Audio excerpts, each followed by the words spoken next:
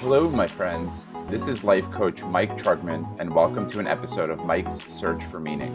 I'm after some big questions. Why are we here? What makes a fulfilling life? How can we grow individually and collectively? Each episode, I'll dive deep with leaders who are doing great work in the world and see how they organize their life. Books read, value systems, resources used, and stories that show how each of you can create the life and the world of your dreams. My man Clint, welcome back to Mike's Search for Meaning. Back again. Here we are, man. It's been a while. Back again. Yes, a lot. I was saying before, well, we said a lot before we recorded. I hope that a lot of that ends up in the recording. One of the things that we said is I'm a daddy now. So a lot has, lots changed. Congrats. Thank you, man. Well, yeah, I mean, I'm not a father yet, so I just hear this. I hear the war stories, you know. So what's changed? I mean, it's early days still, right? So what has changed? Yeah, 7.5 weeks. I mean, so I'm actually releasing, by the time this is released, the episode that I'm talking about that I did myself, a solo episode, will have certainly been released. I did a solo episode reflecting on all the things. And, you know, one of the things that has come up for me is this anger I didn't realize I had access to. Anger is an emotion that I've hid from most of my life. I've had a really difficult relationship with anger. And I'm just noticing that having a son who at any given time in the night or day might be screaming in my face. Yeah. And it's like, I don't know what to do. And the mental tug of war that happens of like, I know he's a baby. I know that being a baby's hard, but the chaos that happens in me is like this anger. I didn't realize I had access to such powerful, forceful emotion, and that scared me. So, you know, being tired, sleep deprived, like all this stuff is coming up for me. And man, I know you've been your business isn't a baby. It's not a human, but it has its days. I mean, we both can probably speak to the emotional turmoil that is creating something that is so out of our control that we have a lot of influence over at the same time. Yeah, that's a good way to put it. It really is. Anger is such an interesting place to start, isn't it? And we're going to go down some deep rabbit holes today, I think. But yes, we are. It's funny. I had a conversation with somebody the other day who also said that one of the keys to the healing of their mental health was expressing anger in an environment that allowed him to do that, you know, but actually physically expressing anger. And I've never heard of that before. I've also never heard of somebody saying that babies have a tough life. That's a new one for me, but it's actually true. It is true. But I was like, oh, really? I'd love somebody to feed me and put me to sleep every 30 minutes, you know? But what was it? Where do you find, because I can relate to that. It's really, it is really hard sometimes to express such a powerful emotion in a direction that doesn't have cause and effect on somebody that you care about. Do you have practices that work around it? How do you get it out? You probably put it in the episode and I'm going to ruin it now, but we'll recap. Yeah, it's okay. People could circle back to it if they want to.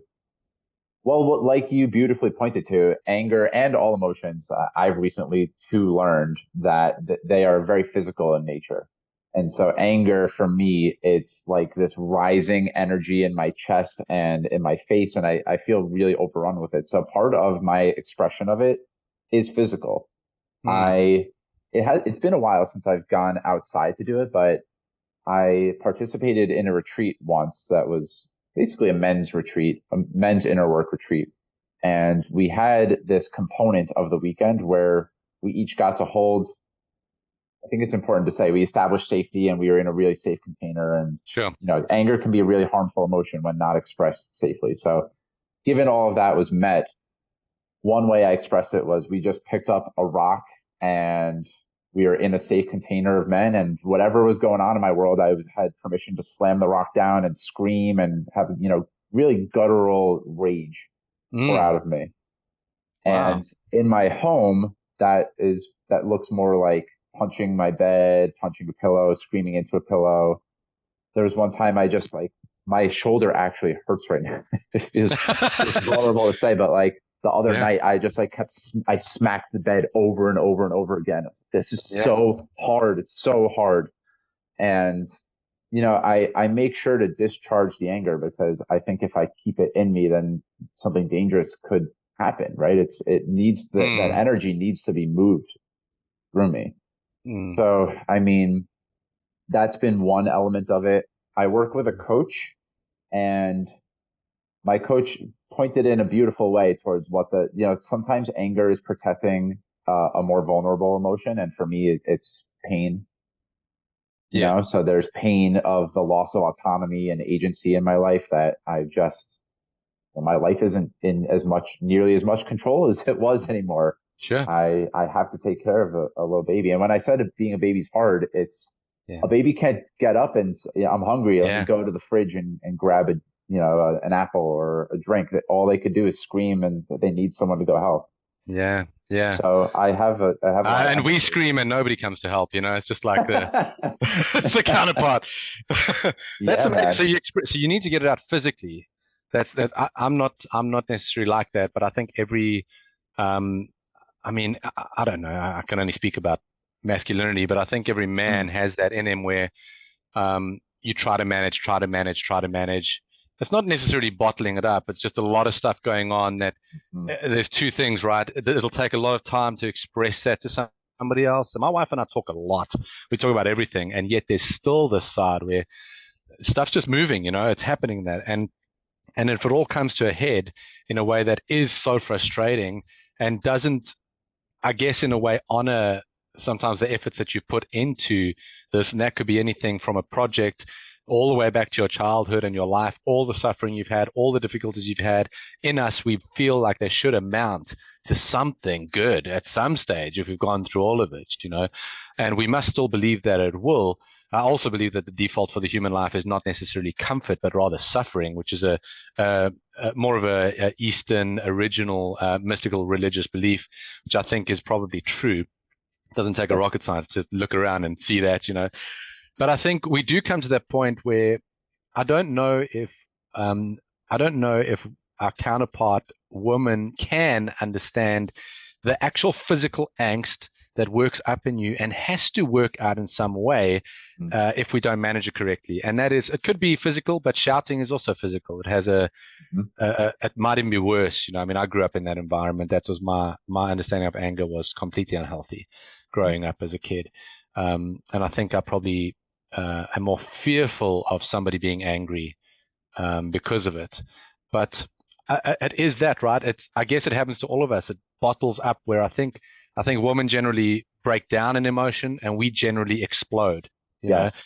And some of that is, I don't know the neuroscience of it or the physiological side of it, but it feels uncontrollable, Yeah. you Yeah. know? What's it like for you to like, how have you been? And we can move into, it doesn't have to be anger, but I would love to hear, you're building something big in the tech industry, and being a tech startup right now is fucking hard. It's hard right now. There isn't an appropriate four-letter word, frankly. It's we need something a little stronger. No, yeah, I mean, it's such a ride. It's amazing when you start out. The best advice you get is enjoy the journey. Mhm. Uh, it's probably the hardest thing to do. Enjoy the journey, and it's also just dictated to you sometimes how difficult that is. So over the last year of startups, for people that don't know um, what this has been like for startups or new businesses, maybe even small businesses, possibly, it has been absolutely brutal. The way startups form, which I really feel this conversation is so important because startups are the backbone of innovation. Mhm. And that innovation comes along in a timeless manner. And what that means really is that when it comes along in a timeless manner, it comes along in the context of the way humanity is moving at the time. It comes along to serve needs that humanity have need of at that moment, that slice of within that period, that generation, or those 10 years, or whatever that block is that your particular product or such is. When the unsettling of startup world happens and guys can no longer raise money, they cannot employ great minds to think on things, or great engineers like with us in tech, or however you want to name it. And you've also got this perception from the outside world that when a startup fails, you're a failure, which is not true, because every startup founder has had failures, not even necessarily in startup, but in many projects, because they by birth entrepreneurs and want to head in a new discovery, a new innovative way. You put all those things together, and over the last year, we've faced the economic downturn of our country's economy, the economic downturn of the world. We have faced the fallout from Silicon Valley Bank. A lot of people were like, oh, just a bank thing, and everybody had an opinion about it. For us as a startup, and many startups are like this really rattled, and really, we'll see, I think possibly fatally cracked the way that particular bank helped us in the startup landscape. There were events for startups where we could meet fund investors. There were events that we could connect with other similar minds on. And even just being at these sort of things made you feel like you had value as a startup, innovating something new. And a lot of that just has really gone to almost nothing. Now, we are still, I will just say, like, we've always enjoyed a great relationship with that bank, and we didn't suffer any loss from it, and they are doing their best to get everything back. But the way that affected those two factors, the way those affected a startup being able to raise investment, which you are completely reliant on until you hit revenue, and also reliant on the amount of investment you need according to what you're building. So like you say, we're building a monster platform, and have raised very, very little in comparison.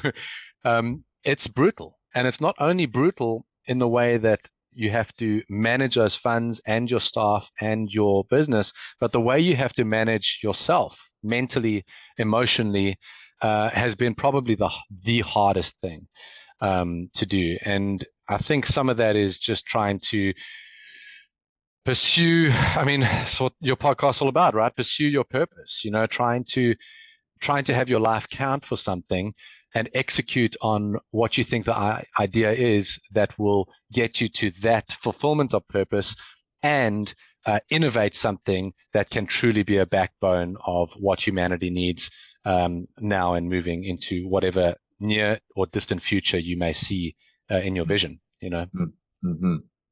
Well, I would love to get into your inner game in the last, I think even if things were quote unquote easy, starting your own business is a journey. I've done that, and I actually feel like the more that we're talking, the more I feel there's parallels in raising a child and starting your own business.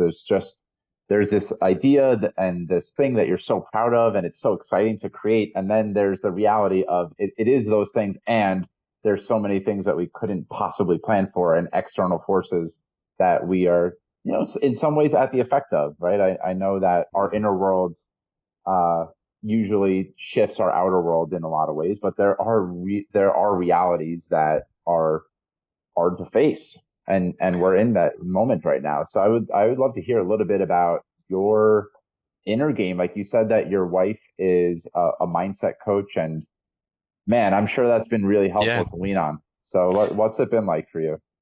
Yeah, it's interesting.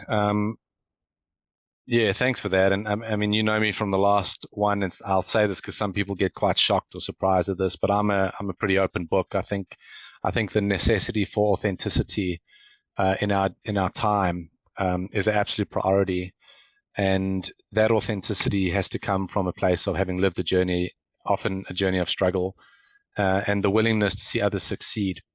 And so everything that I say in this vein is really not to shine light on, oh yeah, we've done this or we've done that, or I've made it through this, I've made it through that. But really, my hope is that whoever's listening to this, and I appreciate you listening, because I was in radio for a long time, and we take for granted people listening, but you're giving your time to listen to this, so I appreciate it, and hopefully we can give you things of value. But I think within all that, it's just it's the fear of the unknown, I think, that gets us, and yet it is also the unknown where we thrive. Mm-hmm. You don't know anything when you head out to start a business. You don't. You might have done some business before, but you don't know what the journey is going to be. You don't know what opposition you're going to face. You don't know what wars are going to kick off. You don't know what government is going to change, or what policies will change, or what will happen with investors or economies. You don't know. So you're literally fearing something that has not happened. And I think this really is it has been a massive core of my stress, not only in the fear of the unknown when it comes to business, but the fear of the unknown in general. When you start that business, yes, you're seeking purpose, but there's no point in living in purpose if you can't feed your family. And to that point, some people are against the pursuit of wealth. Well, that's fine. You can live that way. But I believe that if you have something that's so valuable to the world, you will be in wealth, whether you like it or not. And now I can hear voices going, well, nonprofit does good and they aren't wealthy. Well, I believe nonprofits should be wealthy. I believe if they're helping people, they should. And that's built into our business model to help nonprofits. So I think the mental game has changed all the time as we've gone along the journey. You have to keep learning and keep growing. I think the benefit of our age right now in our generation is that we are so focused on mental health. We didn't hear this growing up. We didn't hear conversations about mental health or about nootropics or mushrooms. Or come on, people are ordering the stuff to their doorstep. We are very, well, maybe not all of us, maybe it's the circles I'm moving, but certainly there are a lot more of us engaged in living healthy mental lives. The journeys to that, though, changes. I think of myself 6 months in, a year in, a year and a half in, 2 years in, and now 2.5 years in. And it's exponentially different, the way I approach my inner game now as to then. I literally, sometimes you can't avoid this in startup life, but I woke up at 1:26 this morning, not on purpose, just brain going crazy, worrying about where we are in the landscape of things, all kinds of factors, worrying about things that are not real yet. And it's such a hard thing to rein in, but I think I've seen that in other areas of my life as well, where I worry about things that haven't happened yet, or the alternative, where I live in the success of something that hasn't happened yet. So you can live in the dream, right? You can live in the dream of something where it's like, okay, this company is going to grow. It's going to reach 100 million valuation by the end of next year. We're all going to have no worries at all about money. We're going to finally be able to buy our own house, finally be able to adopt the kids that we want to adopt. This is just our story. And then everybody has their little attachments to what will happen in success.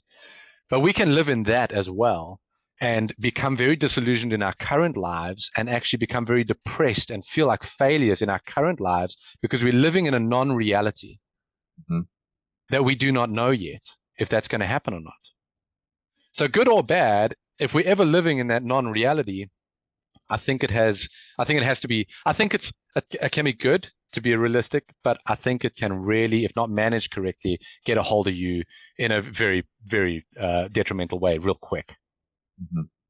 Yeah, I'm hearing that there's been a couple of elements of Buddhism that have been floated into the conversation here, and that there's this wasn't explicitly what you said, but there's this balance of desired outcome and detachment, right? Like not if you're floating into dreamland, there's the desired outcome, and if you place your entire well-being on that, it can be a really dangerous game. And conversely, like you said, if you're just living in worryland all the time, it's probably blocking you from, I don't know, having creativity and being present to the moment. And I wanted to do a little bit of digging around, like you speak about mindfulness with regard to technology and mindfulness in your own personal life, and you've started a meditation practice now. And yeah, just like what are some ways that you're being more mindful in your life with tech and in your meditation practice, things like that? Yeah, that's great. I love that. And also I'm learning, right? So Yeah. these are things that have worked for me. If anybody is an Enneagram, I'm not big on Enneagram, but I've done the test. So I'm Enneagram 1. So I like things to be perfect. I think my biggest worry, my biggest difficulty, and I've got a COO coming on to help, actually a large part to help with this, is the stuff that I don't know freaks me out. So, and because I didn't study business, for example, I don't know a lot of things that I have to learn quickly as I go along. And most founders are like this, but not all founders worry about the stuff that they might be missing out on. And I do worry about that stuff. I can feel it. And so I've had to get a grip on a lot of my mental game. I've also carried, and I'm just laying out sort of the difficulties that I've had to address. I've also carried a lot of responsibility for everyone. And I thought that was just in the business, but I realized that that's actually a life pattern I've had. I have carried responsibility for friends that have been around me, responsible for their lives to be good, for the way I've carried responsibility for, when I was still in the Western Christian church. And that's a whole nother discussion, because my degree's in theology and I'm no longer part of the Western Christian church. Because if we spoke about meditation and I was, then you get emails. So, I wish we could just overcome some of our religious barriers and understand that the brain is the brain and needs to be healthy, and your mental state needs to be healthy, and not everything has a devil hiding around the corner. And I'm sorry if I offended you, but I am here to offend for your good. Yeah, I know, South Africans, we're so direct. So, I think, and then I lose my place sometimes, but it's all good. We'll get there somehow. So for me, I've completely gone a different direction now, but anyway, we'll get somewhere. For me, the getting hold of my mental space, I did it the wrong way, like most people do it. We wait until it's urgent. You know what I mean? Like I think in that first year of founding, I was aware of like, oh, these guys do this, these guys meditate, these guys are focused on whatever they use. They do breath work, or they do the shaking, which is actually a physiological thing to get stuff out of your body and all of that stuff. I went to therapy for a few months, which helped a little, but not to brag on her, this is her company, Umbrella Project. Find her on Instagram. But my wife did one session with me that unlocked more than anything, So it's just a matter of finding the right way to do this. So there's a bit of trial and error, is what I'm saying, in it. And you've got to shape your days according to who you are. You need to think about productivity that also makes you feel like you're living in your purpose. And if you're not able to find purpose in the productivity that you're producing, and you've asked all the questions, then it's probably time for a change. And what I mean by all the questions is, it doesn't necessarily have to be a job that makes you feel good, but if you can see that you have purpose in being there to connect with those around you, for example, or to help Susie with a difficult conversation at the water cooler that day, or perhaps the product you create does affect lives, but you're just on the production line or something like that. If we can just think beyond ourselves sometimes, it serves us well. So when I have to do admin that I hate, I have to think about people using Capsule and saving their memories, and how meaningful that is for them and for generations to come. Easier said than done, because I think we are all quite inherently selfish, but some of the things that have worked for me is recently, my most recent change is not thinking in days, but thinking in weeks. And I don't know if somebody did this or whatever. I'm like this, Michael. Like I don't try to stay in the mainstream of what everybody's learning and then try and adopt it. I generally try to take pieces and not be told too much, but discover the journey for myself. And so I found myself increasingly frustrated with not getting enough done in a day. And then I found myself as a CEO really needing space to breathe and think and to have vision. And a lot of the best ideas come to me when I'm on the treadmill or when I'm on the golf course or those spaces, Now, obviously, that all has to be managed, but you do need them. And it's very tempting when you're busy to not have them. And so I started thinking in weeks. And the reason I did that is because I'd wake up on a Monday, for example, and I'd feel completely overwhelmed with what was lying ahead and the position of the company. And I realized that the work I was getting done in those days was not only not productive, but not fulfilling to me. And so I started playing with the concept of, okay, well, let me take the morning to just create headspace. And then I found I could do 3 or 4 hours in the afternoon of intense, focused work that the production level was much higher than if I just sat behind my laptop the whole day. And then I started integrating that into my week. And I'd go, okay, well, these are the things that I absolutely have to get done this week. And these are the things that I'd like to get done this week. And I'll plan my week out. So if I take Monday off because I feel shit, it doesn't matter. I just know that I hold myself accountable to get those things done in that week. But if I can do them in the time where I am mentally, emotionally, and physically aligned, and I can be my best self in that time, and it doesn't go for every task. Some are dictated to you by the timelines, right, and meetings and such. But if I can find those sweet spots and really use them, then I use them. But it also means that if I feel that sweet spot come up in a day that I thought I was taking off, but I'm really like, I really want to get this done, then I should go do it because it will fulfill me, even though it's an off day. I heard something recently, and this is through my wife as well. One of the pages that we follow, I'll have to find his name. But there's a gentleman who's got a motivational type space, and he said, it's okay to be obsessed with something. It's okay. And I think for founders and small business owners, particularly, I think the tasks can overrun you. But I think if you can understand it's okay to be obsessed with something. If you want to bring this thing to the world, don't get too strict with like, oh, well, these are my hours, or I hate this thing. It takes all my time. And I used to love. It's okay to be obsessed. And I adopted that in a time where I was really not very fond of working in our company. And it switched a light bulb like that. And actually, that's why I have this yellow bracelet. Because I actually bought this a couple of weeks ago because I thought if I'm going to be obsessed, I want something to remind me that it's okay to be obsessed. I can live and breathe this thing, and it's all right. And I've found more enjoyment since then. But yes, I have added things like meditation. There's an app, to shout out an app. There's an app called Unplug. Probably the first app that I've ever tested for 2 days and then subscribed.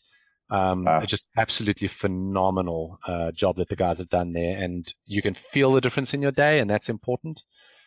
It's one of our things. When you get off the Capsule app, our app for saving your memories, you should also feel something. You should feel peace. You should feel valued. You should feel like you've saved that memory and it's good. But they've done a great job. So I use the Unplugged app. I try to do that twice a day, and then exercise, man. I know some of you are listening going, yeah, here it is again, exercise. We are physiologically built for this, to exercise, and your head cannot be clear without exercise. I'm convinced of it. There are a few things. I mean, yeah, there are others.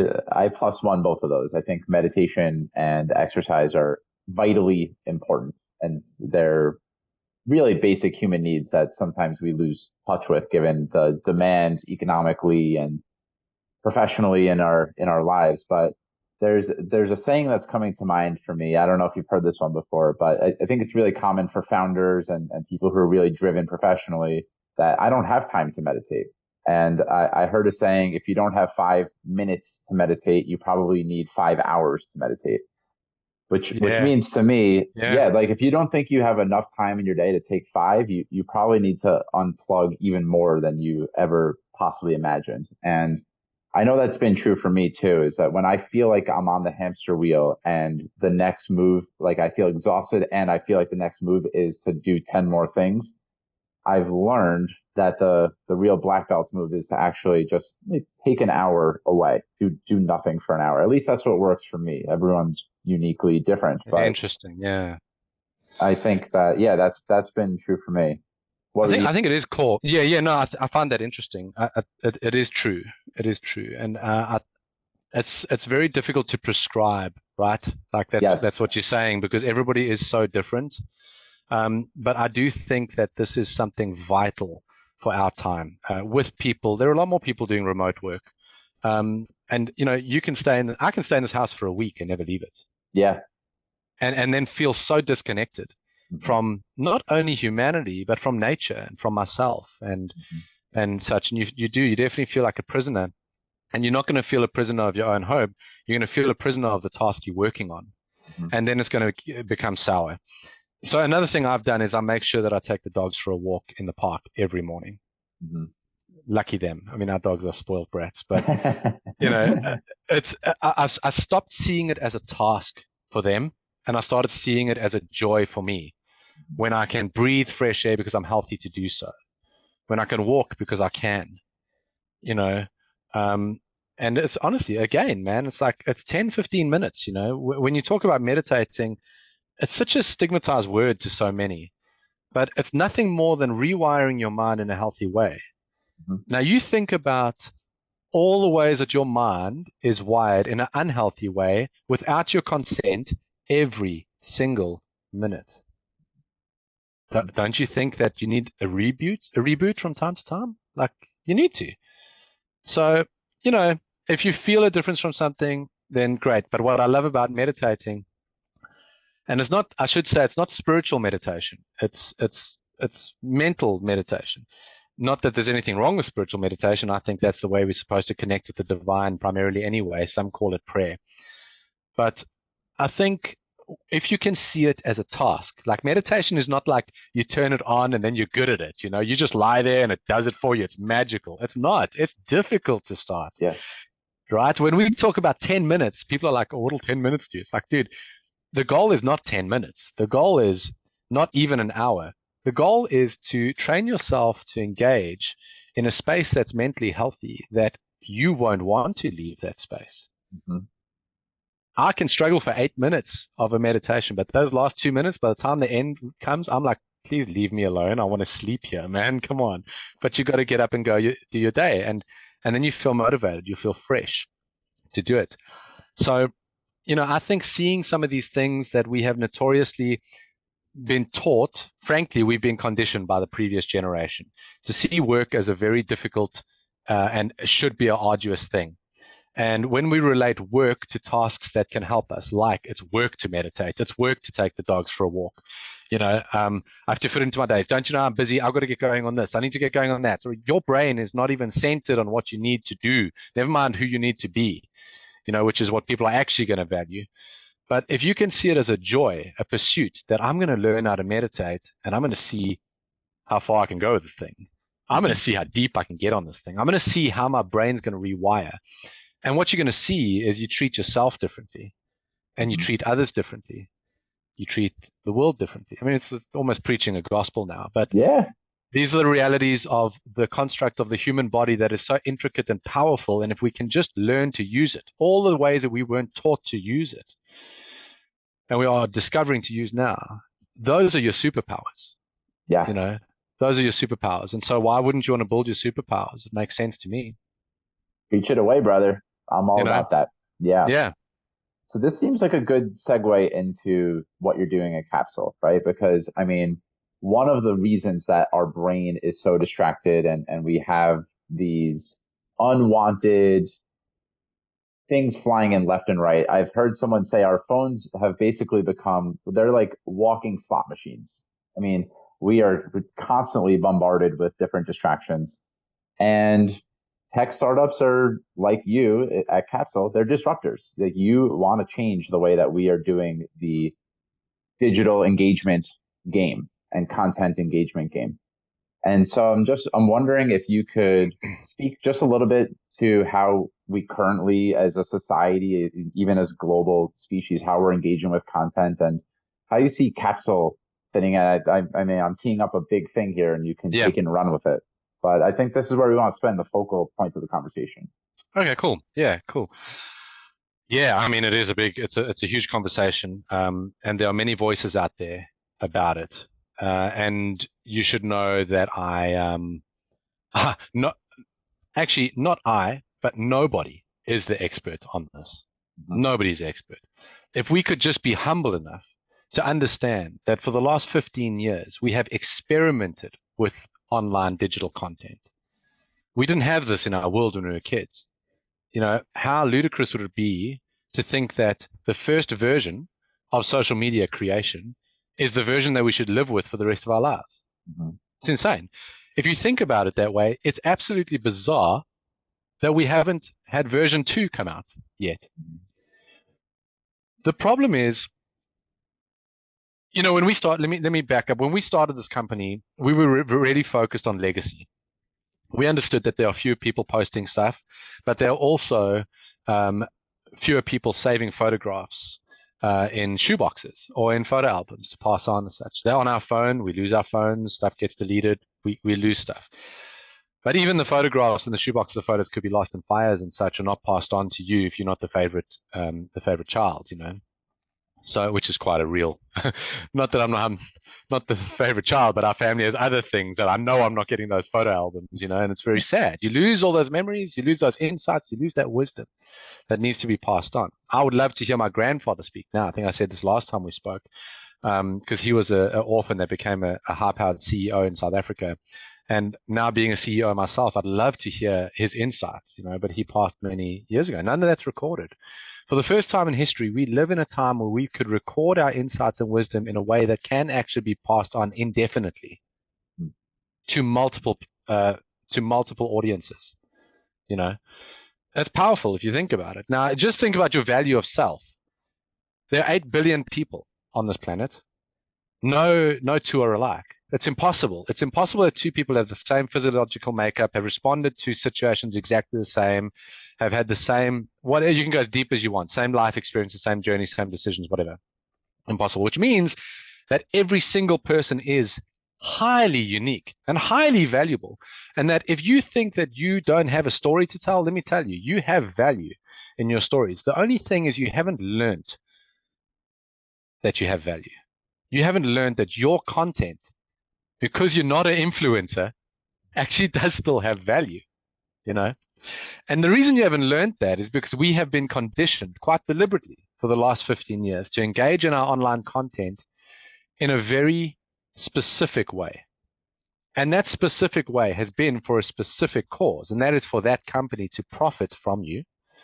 If you think platforms are free, let me tell you, you're paying a higher price than if you pay a dollar amount for a platform.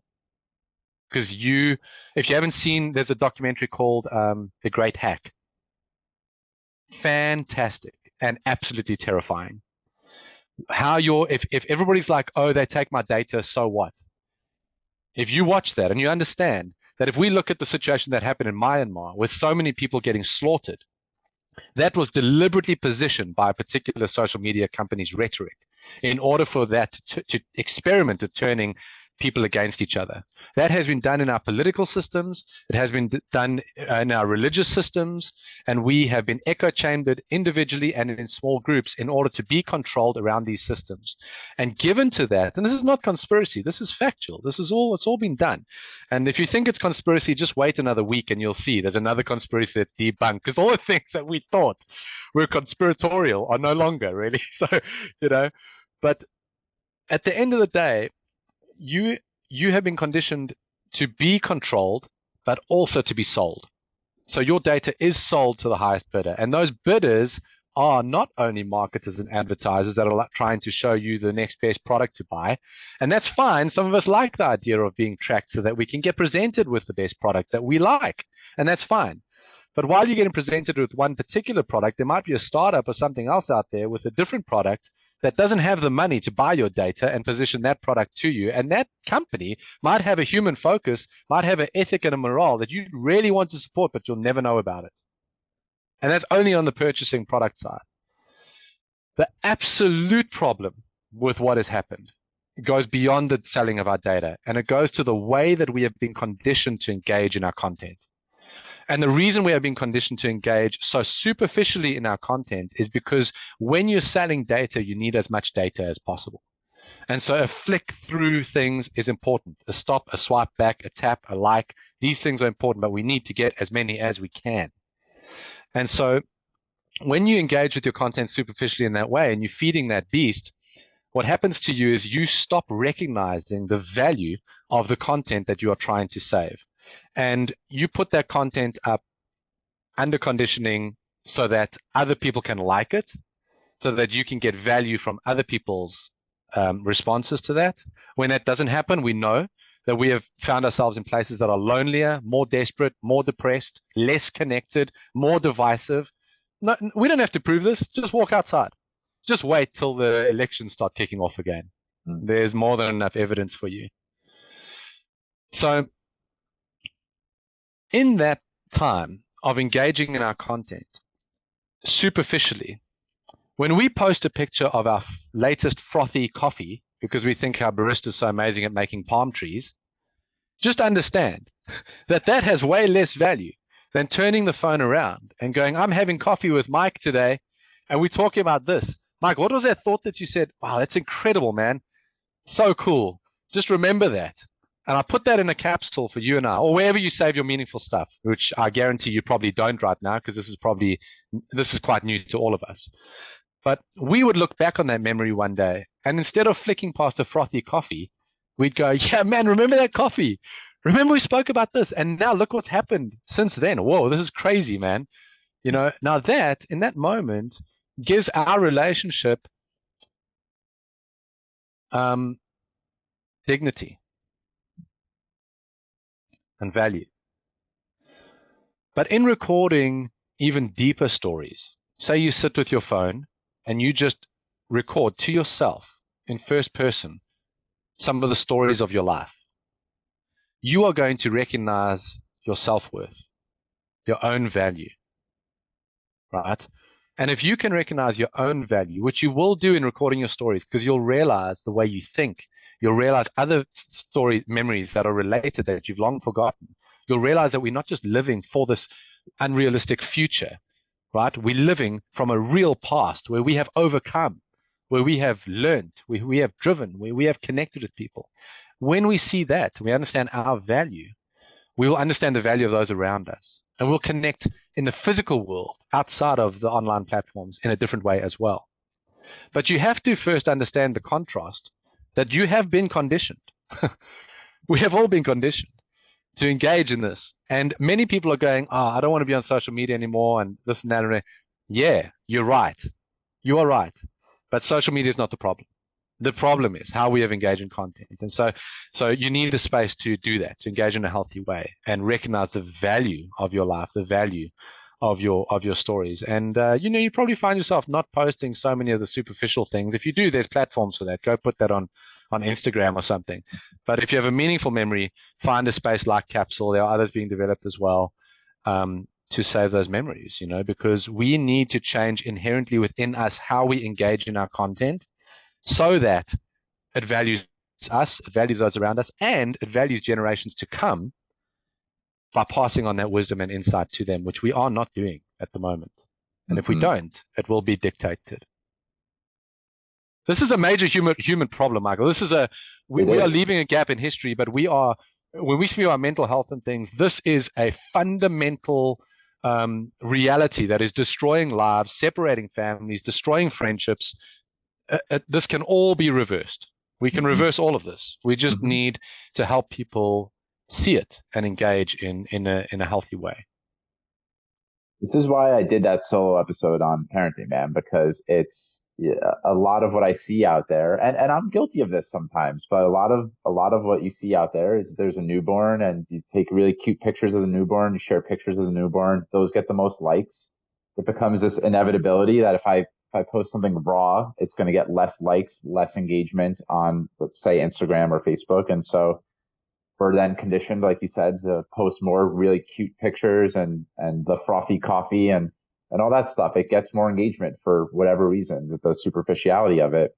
And I did this solo episode about the raw toughness and challenges of parenthood because that is more meaningful to me. That's in a way, that's what being a human is all about. Being a human isn't a perfect frothy coffee with the palm tree. Yes. Being a human is full of it. There's way more depth and richness there, right? It's the conversation, like you pointed to. It's the conversation that happened over the coffee, or maybe the hard lesson you learned that day that you can then record on your phone and say, I didn't know this until today, or at least I'd never felt it before, and such happened, and I'm now realizing. For me, we both actually learned this in a way today. We probably learned it before, but sleep matters a lot. Today was a tough day. I didn't sleep well, and it's been a little harder to get through the day. And I've had moments I'm not proud of, and there's new ways I need to take care of myself. I want to record this down and store it and save it so that I remember it. that's going to be Yeah. way more useful to me, right, than me, taking a cute photo of my matcha tea in the morning. Nothing wrong with that, but Yeah. it's just a curated way to look at life. It's missing so much of the three dimensionality of what it means to really be human. And that's why I'm a big fan of what Yeah. you're creating at Capsule. Yeah, thanks, man. I appreciate that. Yeah, that's the way we've approached it from day one. And I've already been to the celebrity status in life. I've already been to things that people would dream about doing. And I'm not pursuing that anymore. We're not building this company to be wealthy. That will be a nice side effect. Why wouldn't it be? Why shouldn't we want to build a company that is successful? You know what comes with money, man? Influence. Mhm. You get a voice. You get a voice into things. I don't want to be on the couch just complaining about things. I want to be up there with my voice being heard, with wisdom and insight for the human race. That's where I want to be. And not everybody wants to be there, and that's fine. But at least support the healthy direction of humanity. you know. And I think it's exactly right, man. You discover your humanity in your stories. You do. Where else do you? I mean, you do discover them in moments, but let's be honest, moments are nothing more than the elements that create memories. Mhm. And memories are where we find our value. And those are memories or stories, whatever you want to call them. I, I do I do want to say this. You mentioned, baby pictures and stuff. One of the things that we have users speaking to us about, and I hate the word users. I hate the word users. Users, the word is used for addiction. It's like, but we have struggled. What do we replace this with that people understand? But if you Yeah. if you if you're one of our customers, or one of our customers, a better word for us, but to get it across, but a customer on our app, because we are here to serve you as a platform. That's what we're here for. We are here to create a space for you, to serve you, and we should consider your well-being, your family's well-being, your mental health, your content well-being. That's what we need to consider. But when you speak about kids, we have a lot of users that speak to us about how they find the joy of Capsule being that they don't want to put pictures of their kids up on current social media platforms, because they don't want the kids' faces manipulated, especially with advents like AI and such coming out, and they don't want their kids' voices or faces or whatever used. And that's the one side of it, and I agree with that.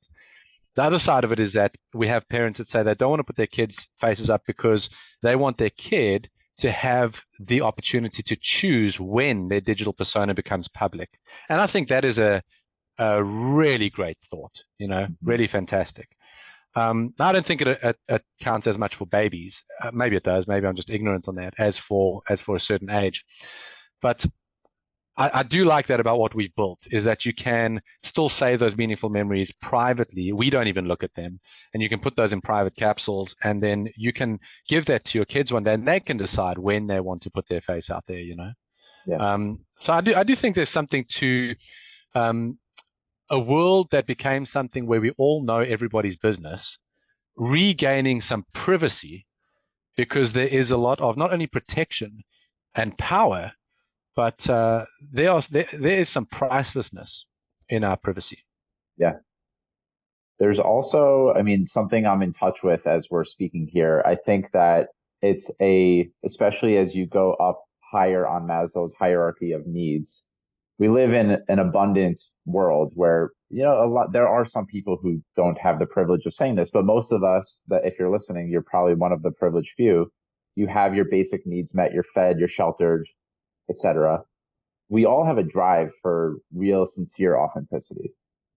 And social media as it currently stands, I think we're starving for that.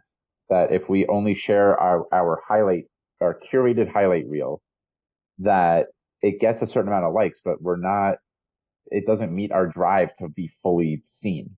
And one of the things Yes, I'm hearing is that we can, in an app like Capsule, and privacy is a really cool way to navigate this, because you can be fully seen without, being fully seen by all the eyeballs, and having to worry about how many likes is this going to get, and what's the engagement going to be. yeah, So it kind of removes that barrier. And I've always been in touch, maybe not always, but in the last 5 years or so, I've been really conscious of how important it is for me to meet that drive. And if I don't, that's how I feel super disconnected and lonely and like starving for this authenticity. Yeah, I think that is such a big topic on its own, man. You know, I mean, you got to wonder. We sort of did it sort of through a throwaway statement before we started recording, but just how hard it must be for influencers. You know, Yeah. like that's a tough life. I mean, it's got to be a tough life. You know, and in my humble opinion, influencers don't hate me because I'm here to help, not to hurt.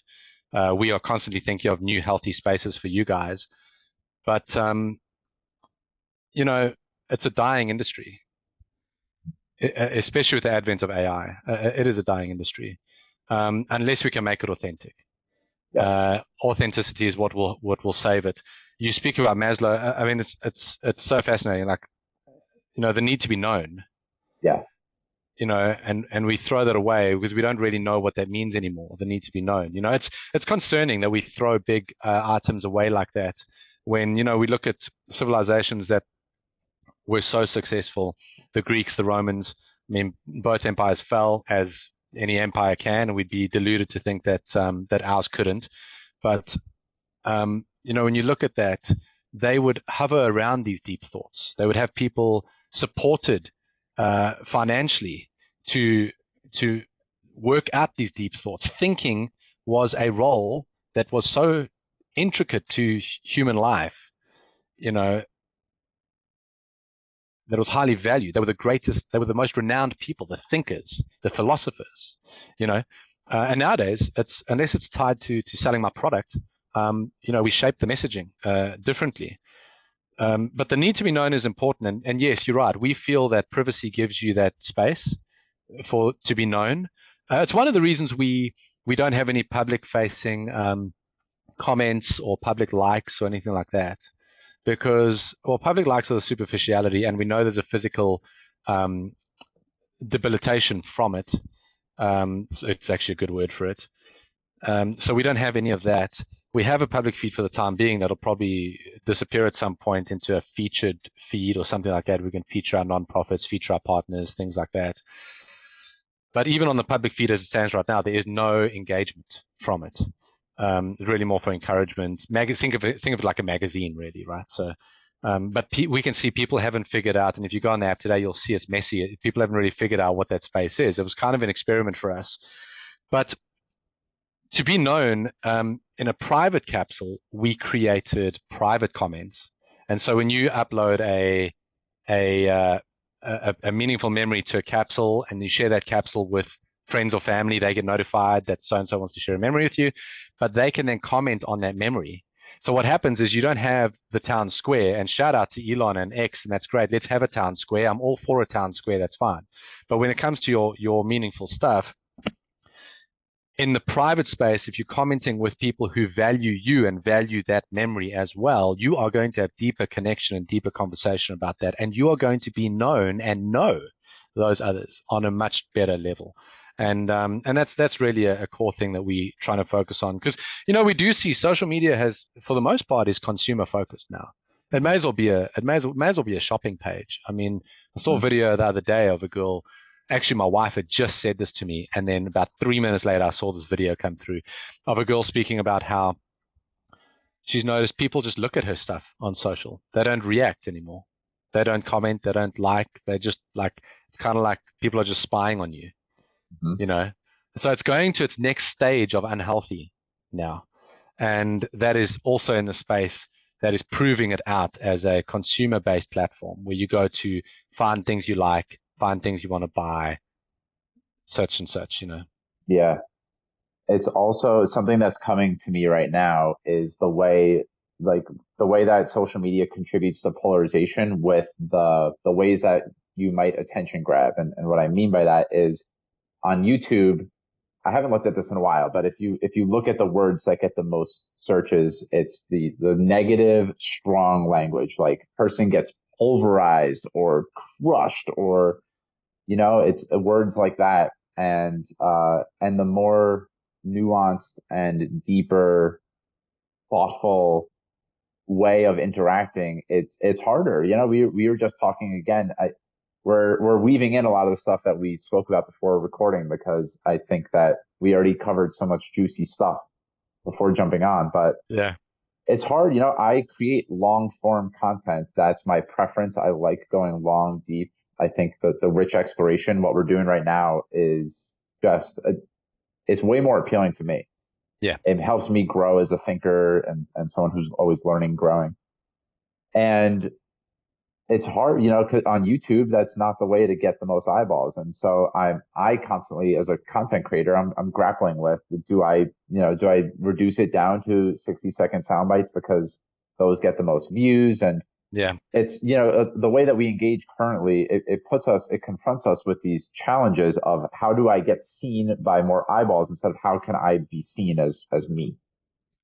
Ooh, that's really hard to do on social media, man. To be seen as you. It's really, that's, many have tried and failed. Many have tried and taken the abuses of it to the point that it's not good for their mental health anymore. It's just not healthy. When you look at social media, especially in that regard and from that angle, and you consider where mainstream media has gone nowadays and how little trust there is in mainstream media, well, all the mechanics that you're speaking about will lead social media to exactly the same space, if it isn't there already. But can you trust, like, this thing is hyped up beyond what it needs to be? Well, that's the same thing. That the same influencer clip or even just standard post on social media that's hyped up to get your attention is the same thing that the mainstream media do. It's not like we can complain about that thing and live in the other one. You know what I mean? It's the same mechanic. It's attention grabbing. The greatest economy in the world right now is time, not money, time, and it probably always has been. But it's actually a tangible economy now that everybody's fighting for. And isn't that so opposite to the value proposition for humanity? Because time is not our greatest asset when we sit together in a room and talk, or when we do this long form. Our greatest pursuit here is value. Our greatest pursuit here is actually not even value, it's actually connection. And from there comes value. And you see, the problem is with that is that connection has become a choice, in the sense that we are largely dictated to about the people we should connect with and the people we shouldn't connect with. That might be you're a red person, you shouldn't connect with a blue person. This is bizarre for me living in America. South Africans, we talk about our differences openly. We can have a stand-up argument about it, but then we can go, hey bro, we're both South Africans, all good, see you later at dinner or whatever. America's strength of agree to disagree is out the door. We need to get that back. How do we get that back? Well, we have to change our metric. Our metric is not time. Our metric is connection. And so the world needs connection right now. And it's actually hard to think back and think that we lived through a pandemic, a global pandemic. And whatever your belief system is, if that was a created pandemic or actually happened, or somebody ate a bat, or whatever you want to believe, I have no issue. And if you want to get vaccinated or not vaccinated or whatever, it's fine. Whatever you want to do, all good. You do you, boo. But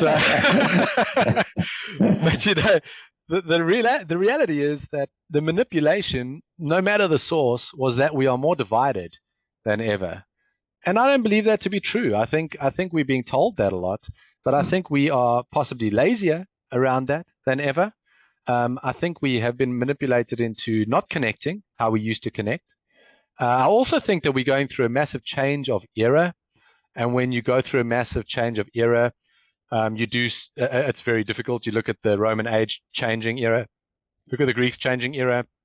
You have to basically rediscover a new world that you're living in and how to live in it, and how to connect and such. And I think that gives platform for what we're building, because without these ills, we probably wouldn't be building what we're building. But I think the pursuit needs to be connection, and it needs to be relentless on that front. And that connection needs to be based purely on the fact that we are human. We are the fabric of society. We are here living on this planet, enjoying this planet, looking after this planet, looking after each other. Our banners should rise with empathy and love and things like that. Is this not a humanity we want to live with? Is this not where we want our kids to grow up in? I mean, the pursuit of technology alone, and this is absolutely hypocritical coming from somebody building a tech company, but our focus is not tech, our focus is humanity. But the emphasis on technology and how far we can take it is a massive downfall. Massive downfall. How can we put so much energy and commitment into building technology while we are discounting our human connectedness so much? We're doing a bad job. And what will future centuries, millennia of people say about us in this time? Man, speaking right to my soul with empathy, love, connection. And I wrote down that phrase, the relentless pursuit of connection. I fucking love that. Oh, well, let me And have it, mate, because I say these things all the time and I can't remember what the hell I said. So it's good to have it recorded for a change, you know? hey, man, it might be one of the snippets I create from this episode. It's probably going to be in the title of the episode. So Yeah, it'll last forever, man. I'm yeah. wondering, one of the things that you had teed up and you gave me beautiful talking points to look at in the preparation of this conversation. So I appreciate that. And if we look at connection as the focal point, like scaling connection, you sent me, you wanted to talk about what a scaled ethical tech company might look like. And what I'm hearing is you're scaling for connection. So what does a scaled tech company that is scaling for connection vis-a-vis Capsule look like? Yeah, I sent you that question. It's a great question. You're smart men. I mean, it's a great question. We're trying to discover it. It's a pursuit. We have the fortune of seeing what many unethical tech companies look like, and so that does help us form some start points on that. If I be, I'm going to anywhere, but if I may be so bold, I would say that, as with anything in life, it does come down to the leadership that forms the foundation of it. The decisions that we made in the beginning of this company still hold true, and that I actually sent. I'll read a message to you that I sent to our team this morning. Oh yeah. I was feeling a little bit down this morning, having not had much sleep, and I've seen my team is a little bit tired this week, um, and um, and so I just sent them this message, and it's what I believe. I actually was reading it back to my wife, and halfway through, I actually had tears, and I had to give it to her to read because I do believe that. Hopefully, I make it through this time. I shouldn't have done this, but anyway, I just said, "Hey, team, I have noticed that we are all a little tired this week, each for different reasons, and that's okay. However, I want you to remind you that we have come a long way in a short time. We have stayed true to our standards. We have defended our ethics. We have not let circumstances change us. We are still solving the problem we set out to solve. We're a collection of smart, driven, resilient people, smart enough to solve a major human problem, too resilient to fail, too driven to be stopped. A world in recession needs connection. We have a remarkable role to play in history, right now, with every day of work that we do. Every unicorn has had this journey. Our struggle is the confirmation. We hold $1 million app in our hands. Think about that. An asset that will change lives forever, including each of ours and our families. We know it. Now we must just let others know it too. We've got this, guys. We've got this. And I think that is what it takes. It takes making decisions up front that you're willing to stick to no matter what. And so an ethical tech company, for me, one of the things that I had as a post-it, and I don't have it anymore because I feel like we outlived it, because it's in our DNA now, was to always put people over product. I think it's the antithesis of how often people become the product, like I explained earlier. And so we are hell bent on not looking at things that way. When we talk about ethics, every feature we build, we look at how this will enrich somebody's life and how it will enrich connection, not how it will turn into $1. Right? When we look at requests from users or people using the app, we look at it as in, is that something that has ethically gone awry before? Are we not going to build it? or are we going to rebuild it a different way? We're not just going to build because it's been requested. Because honestly, we don't know what we need until it's presented to us often, you know. It looks like when we spoke about our go-to-market strategy and we decided to go through non-profit organizations, which frankly has been very difficult and hit and miss. It's difficult to communicate with organizations that are themselves understaffed, underfunded. You're vying for their time to reach their members. You're working around the respect for HEPA regulations and things like that.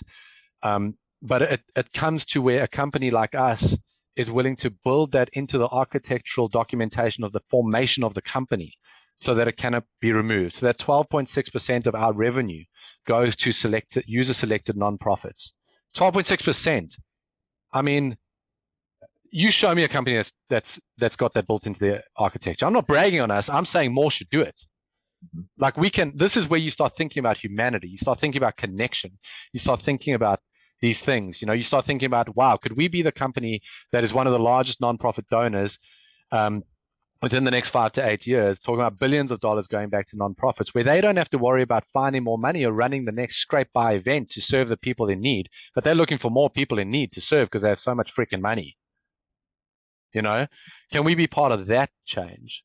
And how do we get there? And then you start speaking about things that are not just word of mouth and not word of mouth, but not just lip service, right? Where we go, you know what? We don't want to do likes because we want you to feel more connected, and we don't want to sell your data, and we don't want to give you advertising and this and that in order for us to be a profitable company. Well, okay, cool. If we're going to say that, let's contract it. Let's put it in our contracts with our users. And so we did that, So I think ethics often start at the grassroots like that, but then your ethics are tested by the struggle, and that's why the struggle is good, and that's why the struggle proves out if what you're building is actually what you said you were going to build, and if you are staying true to it. And I feel like we've been radically tested, and that's why it says in that piece we stayed true to what we set out to do, and we stayed true to our ethics, and we stood firm despite what many have told us to change. So I think for every company it's a little bit different, but I think it starts with sitting down with yourself and maybe doing a retrospective of what you want to be known for one day, what you want your company to be known for, what is the mark you want to leave on the world, and what are the values that surround that. And then living to those values no matter what. We for example, and we have to protect that to the highest level, So, for example, there has been money we've turned down in the past from sources that we didn't feel were ethical, from other nations. No need to name names, but they just have a different cultural construct, and it didn't ethically align with us. But it's the same reason one of the reasons. I don't know if VCs would fund us right now. I mean, VCs seem to be very very set in their ways, which are very old school, and I understand the give back they need to give to their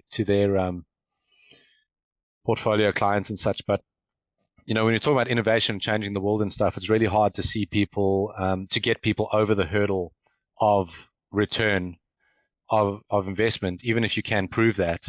But being early stage, it's very hard to, and get them across to, okay, let's get into this value-driven proposition for humanity.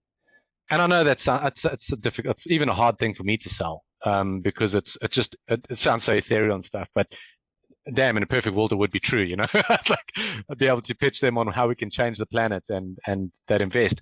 But the point I'm actually trying to make here is we are not even interested in VC money, in venture capital money, where we really should be pursuing venture capital money. But the reason for that is simple. We want to keep control of our company.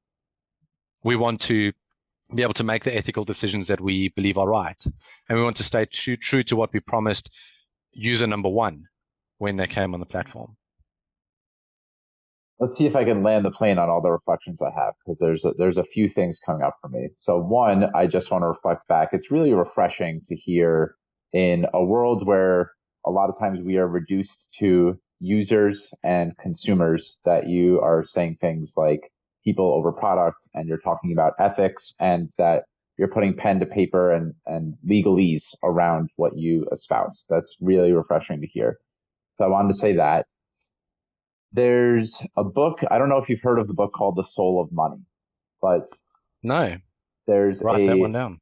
there's a story when you're talking about raising money from venture capitalists and really being aligned with your values, and this I think plays into ethics and integrity. There's a story in the book of the woman is a fundraiser for an organization called the Pachamama Alliance. They do incredible work in with climate change and deforestation and really doing powerful work for the planet. She tells a story of a time she gave a talk to the women of not a lot of means, but there was a woman who had not more than like $50 to her name, who wrote her a check for $25 because of her commitment to the work that she was doing. And she said how powerful that $25 was. That was a woman who, from a place of deep alignment, said, yes, I believe in you. Here's $25. And the energy of that transaction was different than the one that I'm about to share, where a big corporation, I don't know the name, I don't even know if it's mentioned in the book, was under fire and needed to kind of check a box. Like they're doing, we donated money to this organization. And the author, Lynn Twist, got the vibe that it was a check the box type of transaction. And she sent that money back. I think it was $50,000. He said that $25,000 that was from a place of alignment meant way more to me, that carried way more energy than the $50,000 from the guy who just wanted to save face and make sure that the corporation didn't go underground. And to boot, the crazy part of the story is that guy came back to her years later and wrote a check for, I think it was 10 times the amount from a place of alignment, and said, thank you for that lesson. I learned a lot that day when you sent me back that money. It forced me to look inwards about what I value. And man, those choices are fucking hard to make. Oh yeah. They're hard. And I really, I desire to be that person. Like that's a really powerful place to be.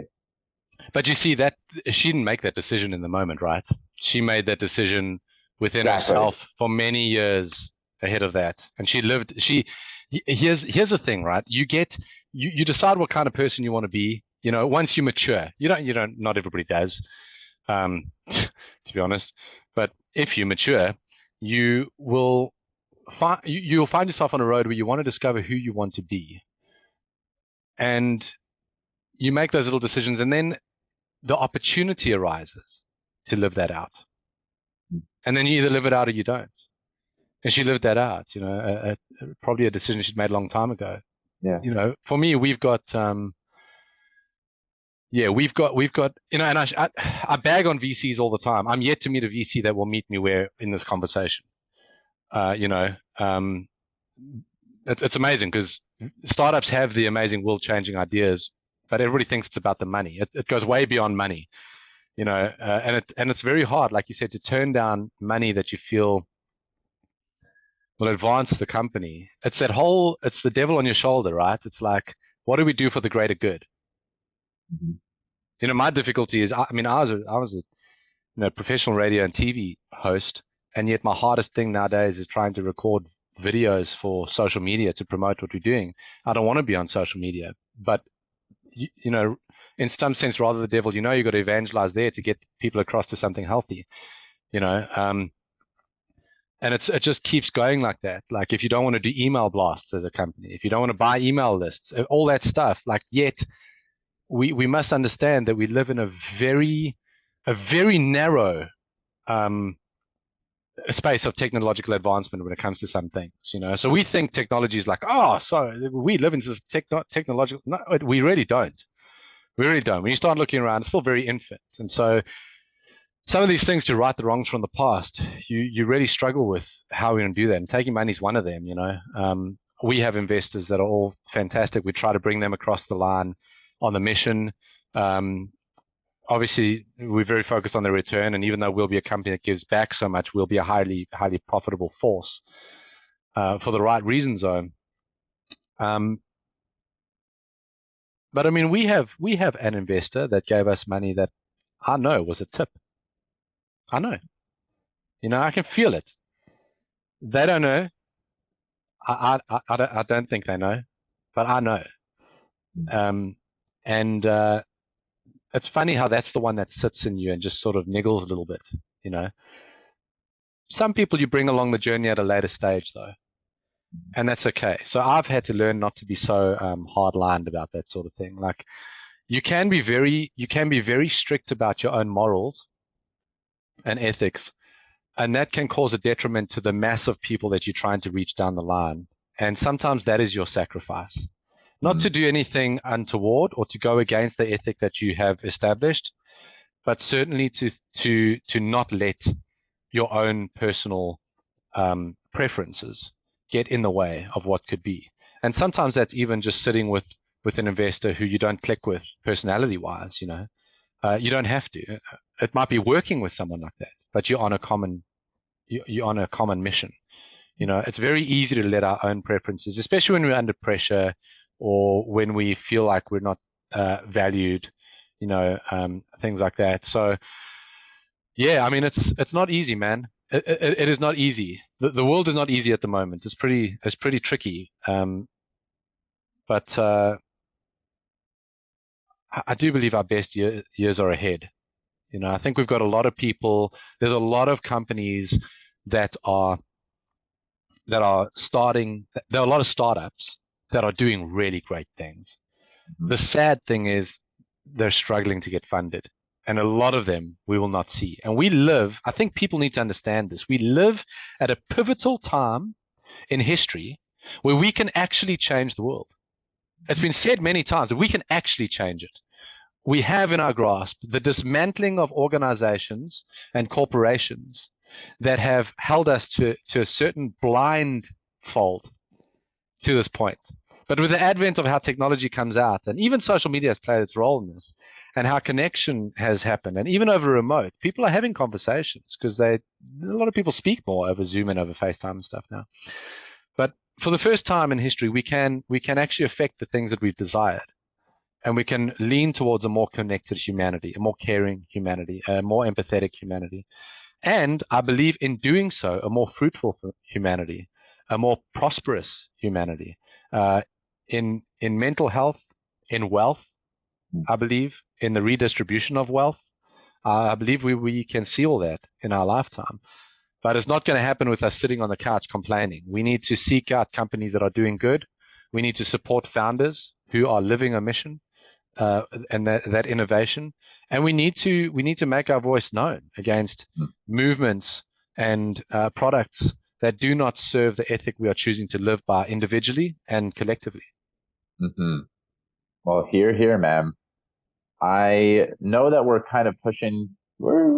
pretty close on time boundary. I have a couple of threads that I would like to close, a couple of loops that I definitely want to connect the dots on. Is there anything that we haven't spoken about so far, though, that you would like to bring into the conversation now?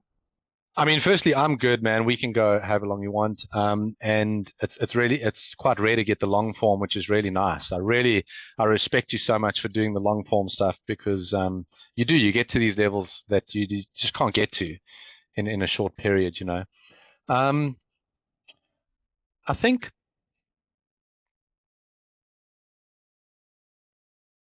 think the things that I've described right now, if I can just go back to our product for a moment. Of course. I think that connected humanity is what we're after in Capsule. It's the reason why we do, everything that we do, everything we build. I mean, our team is working day and night on this, and it's very easy to be swayed into your focus looking at how hard it is sometimes or how much has to be done, or even the latest product design or things, which is difficult in itself because, we're building a platform and that's a big deal. We're not building a throwaway app that's like, take a two-way picture and then who knows what happens after that. We're talking about something that has to last. Your privacy, your security, your connection, the longevity of your content forever. We have to build that. And so when you release product, it's embarrassing. It should be embarrassing, but it is embarrassing because you know how much you want to build on it, and you know the state it's at now. And then you'll pick it up and use it, and it's like, oh, actually, this is actually really awesome. This is actually really great. But it is, and then people want features, and they want this, and they want that, and it's like, guys, just be on the journey with us, and we're going to get to it, but be on the journey with us. We need you to just be with us, in the movement of things. And it's very easy to look at all those things, product or the difficulties or whatever. And that becomes your core focus, addressing issues, fighting fires all the time. And you have to continually pull your core focus back to the value you wish to attain, and that value is connection. And so I think my challenge is just, I think there's many challenges I could throw out from this episode, but I think there's a lot of introspective work to do from this discussion.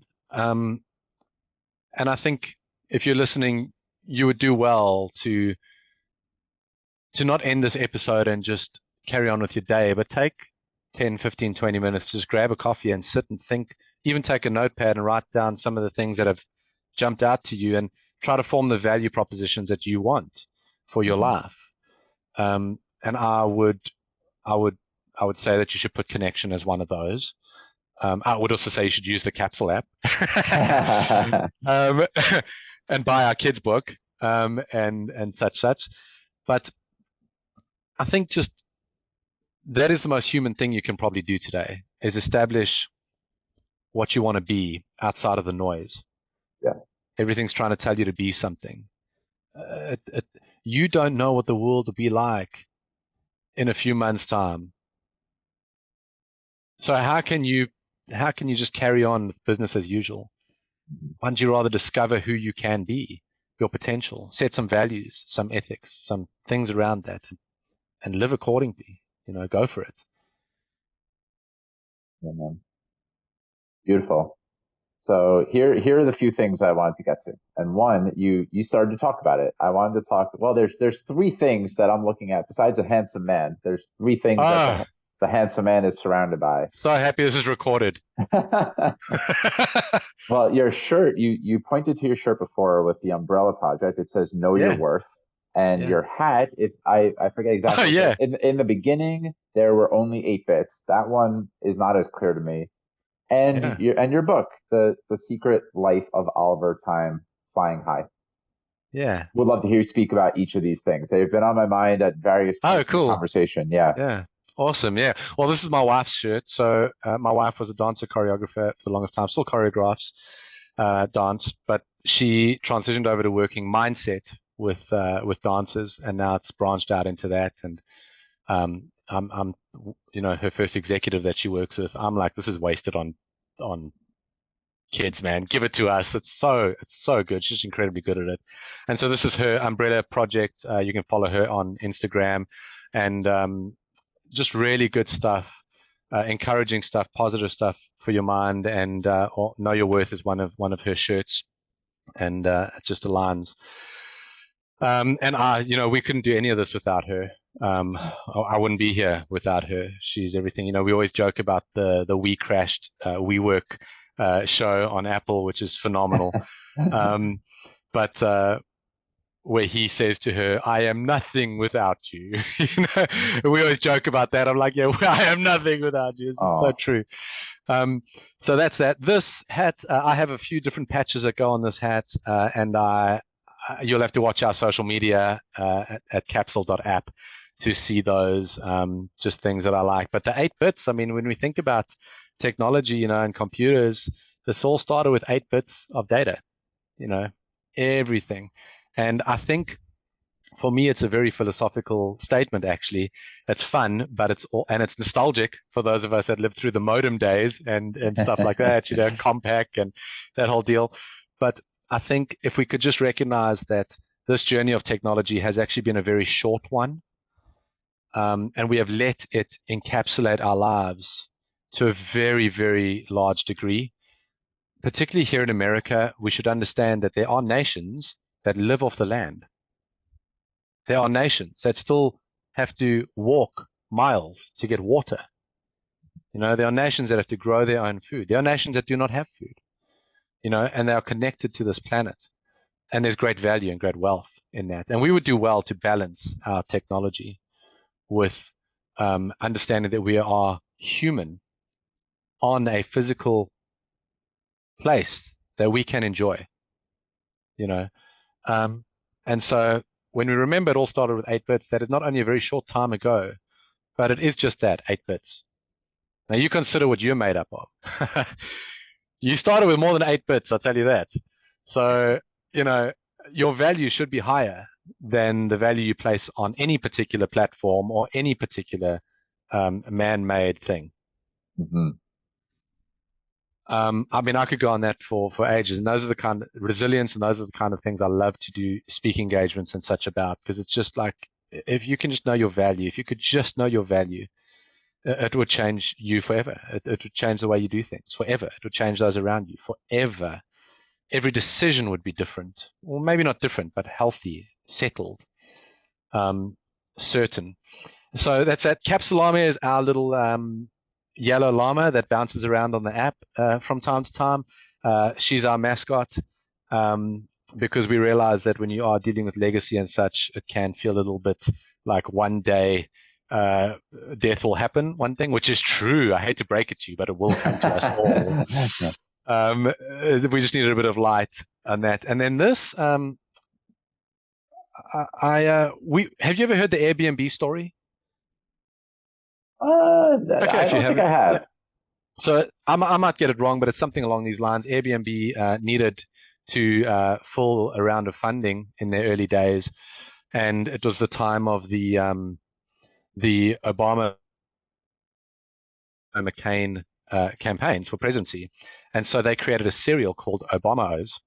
I think they created McCain-O's as well, but Obama-O's sold way more than McCain-O's.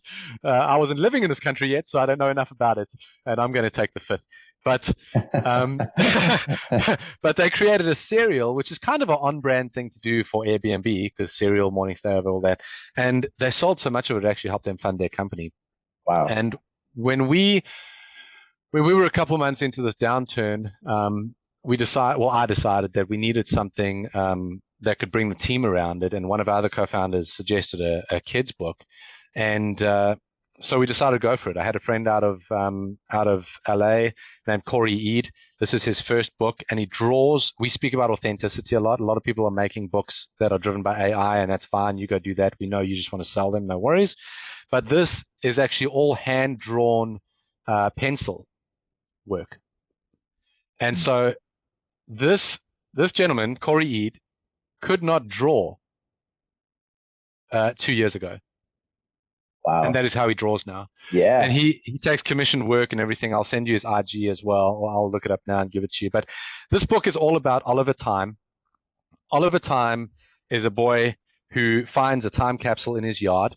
And in the time capsule, there are little trinkets. And there'll be a different trinket in each series of the book. And that trinket takes him back in a moment in history. This one, he finds an airplane, and he goes back into the cockpit with Amelia Earhart. And Amelia Earhart's statement to him is, "You're a little different, aren't you?" And he says, "Yes, I am." And she says, "I'm a little bit different too, but don't let that stop you." And the whole value proposition is that you can be a little bit different because you can add value to the world through your difference. And so we set out to create a series of books that can hopefully help fund our company. So please do go and buy the book. Barnes & Noble is the hardcover. The soft cover is Amazon. It also has, like, behind the scenes. You can click on a QR code and go to behind the scenes capsule on the app, so you can see the author speaking about stuff and all the pictures that he drew from, and when he went to visit the plane yard with the plane and got in the plane, and all that stuff is there. So very cool behind the scenes type stuff. But outside of us looking to fund this really is a model for us of who we are as a company. That we care about the next generation. We care about the value proposition of every person's individual story. We care about history and that it should be recorded and the things we can learn from it. And we also care about parents not having to read the same book every night that is mind-numbingly boring to them because it's about a pink blob or whatever it is. You will actually enjoy reading this book, and parents, you will actually be challenged as well from reading this book. So it's kind of part of the ecosystem we're creating. It seems absolutely ludicrous for an app company to do a book, and then a podcast, and then build an ecosystem with partners that should be competitors often. But at the end of the day, I think that defines that we are looking for what's best for humanity, be it through what we do or how we can support others. But we are out to earn people's trust, and I think putting things like that out, with value propositions like that, and saying, hey, this is who we are in a product like that, hopefully will earn their trust for us to store their valuable memories on the app forever. And the goal of Capsule actually is not just a platform and an app as we know it. We are bringing people into that space because we understand what a platform and an app is in our age. But ultimately, the goal of Capsule will be 100% automation of the collection and curation and possibility of your memories. And we know how we're going to do that, and we know what partners we will use for that, and we won't let the cat out of the bag yet. But one day your memories will be automatically saved without you clicking any buttons or anything, and you will have that valued proposition. So you can actually just stay present in a moment and not worry about having to capture it at the time. So, hopefully we can affect humanity in a healthy way. I think we're onto something. We need investment. We need distribution. We are, like so many startups, at a very critical point right now. We will, our whole team is committed to do whatever it takes, for as long as it takes, to get Capsule into people's hands, because we believe in it. And there's no end to this. So please help us. Please get the app. Give us the grace we deserve as a startup on the app. Don't just get the app. You can have it for free. Don't just get it for free. Try it for free. That's fine. If you think we're doing a good job, please take a subscription. You are investing in your own longevity, to be known, as Maslow would like, forever. Mm-hmm. And buy the book. It's a great Christmas gift. So yeah. Well, here's to being different, to being a unicorn, and to being obsessed, right? Yeah, be obsessed. Love it. I love it. So there's two more things that I wanted to get to before we wrap up here. And one is just, where would you invite everyone to connect with you? I know there's a million different ways that people can check out Capsule, but we'd love to hear from the horse's mouth. Yeah, this is something we get asked a lot.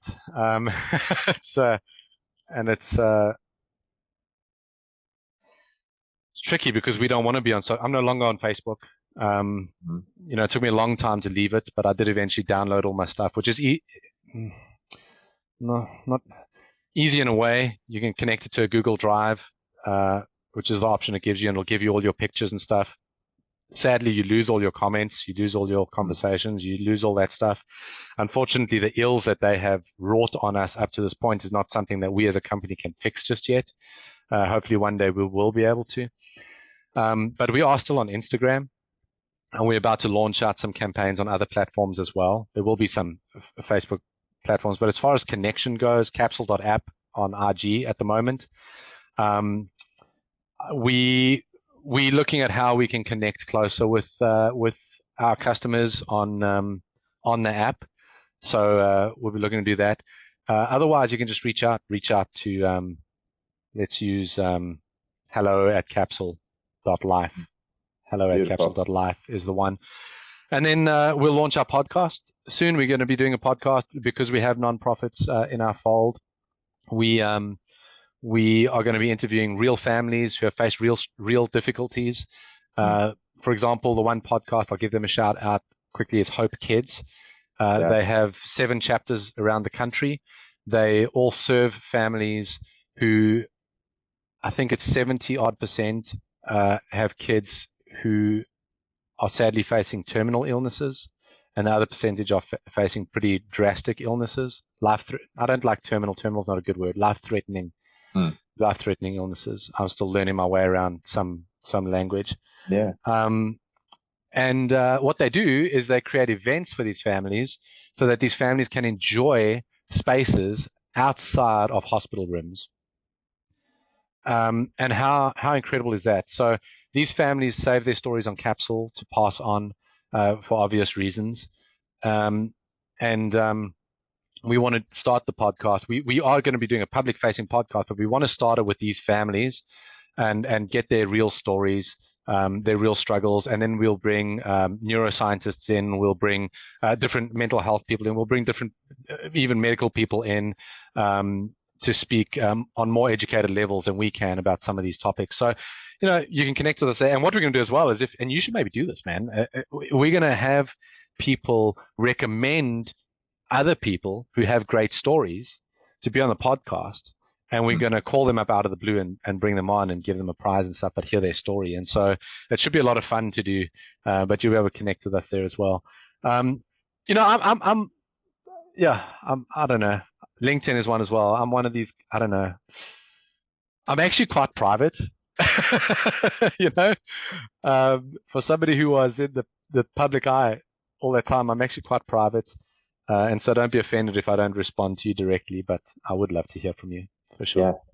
Yeah. Beautiful, man. Well, Hope Kids, every episode I donate to and raise awareness for an organization, and you selected Hope Kids. And when I first had you on the podcast, it was Hope Kids as well.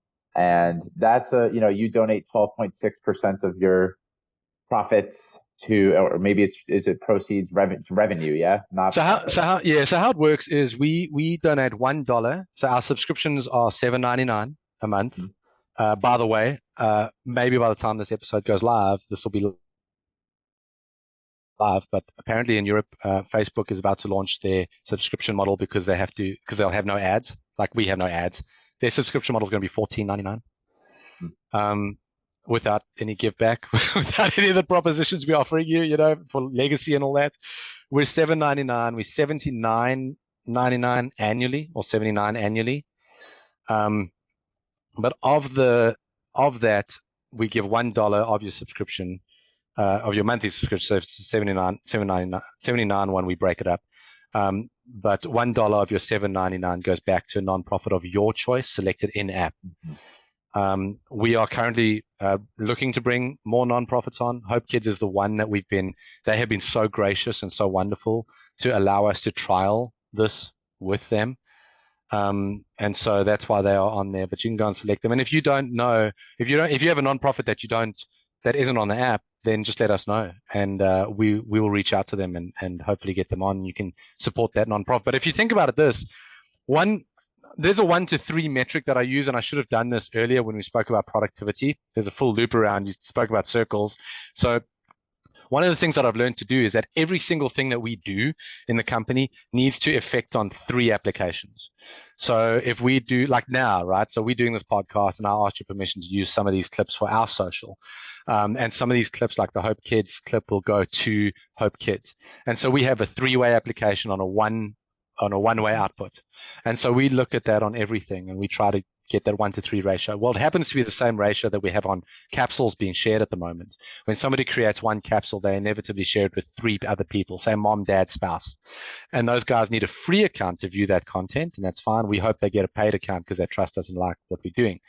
But on that metric, when they do take a subscription, think about the growth. It's not only your $1 that's going back. Everybody that you've invited to Capsule that takes a subscription, one of their dollars will go back to a nonprofit as well. And everyone they invite, one of their dollars. So this is an exponential growth of revenue that we can actually provide a stable idea within parameters of a revenue stream for those nonprofits that they can work with.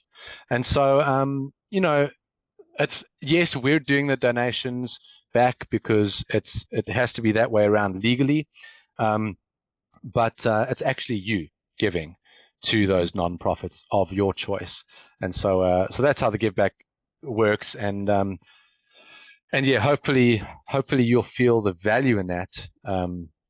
It's difficult to sometimes because you could have sort of set it and forget it. But just remember, like, we are inviting you not to use our product.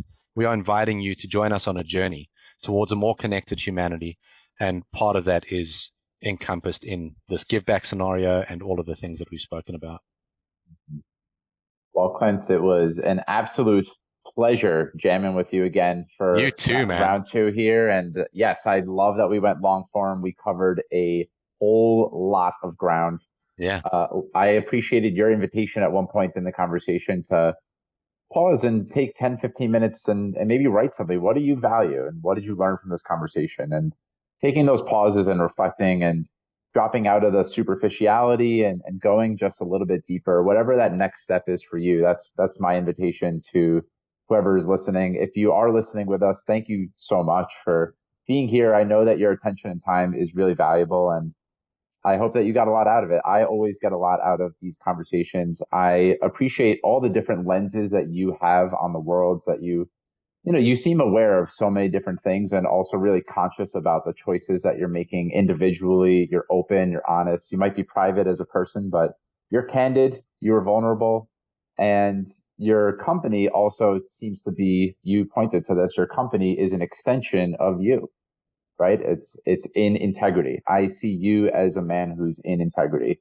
And when you might breach that, because we're human and sometimes we slip up and we miss things, you acknowledge it and you course correct. So it's a pleasure to support you, the organization that you're creating. And man, I want to be part of the success that I feel is inevitable in the future for you.